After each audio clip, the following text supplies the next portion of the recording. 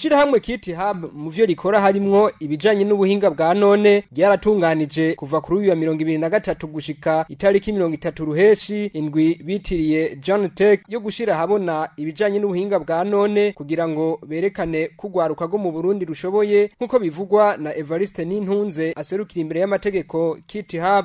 Iki gikorwa twacitiriye John Tech ejo kwezi kwa gatandatu tech technology n'ukwezi twitiriye ko kwerekana ubuhinga mu bijanye na informatique kugira ngo abantu bose bari mu Burundi nabo hanze bipfuza kumenya aho ubuhinga bugeze babikurikirana.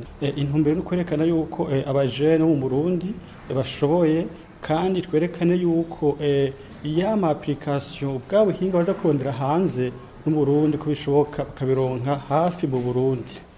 Ubwo rwaruka tutugwiteze ko nuko rugiye guhindura ibintu mu Burundi.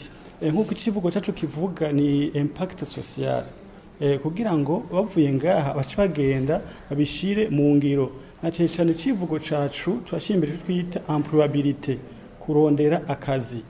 Kugira ngo izo nyigisho baronke ngaha bace bagenda bazikoreshe mu gukora no mu kuronka ubuzi butandukanye cyane ubuhinga bwa none bwo twita informatique. Bamwe mu gwaruka bitabiriye ibikorwa biriko bikorwa muri iyo ndwi bavuga ko bizotuma ugwaruka ruhungukira ubumenyi mu bijanye n'ubuhinga bwa none. Muri KtHub bahamagarira ugwaruka kwitaho ibijanye n'ubuhinga bwa none maze bakaja hamwe bakaboneraho n'uburyo bwo kwitunganiriza imigambi y'iterambere biciye mu buhinga bwa none. Aha turiko turakurikira inyigisho mu evenement yashoboye gutegurwa yitwa John Tech.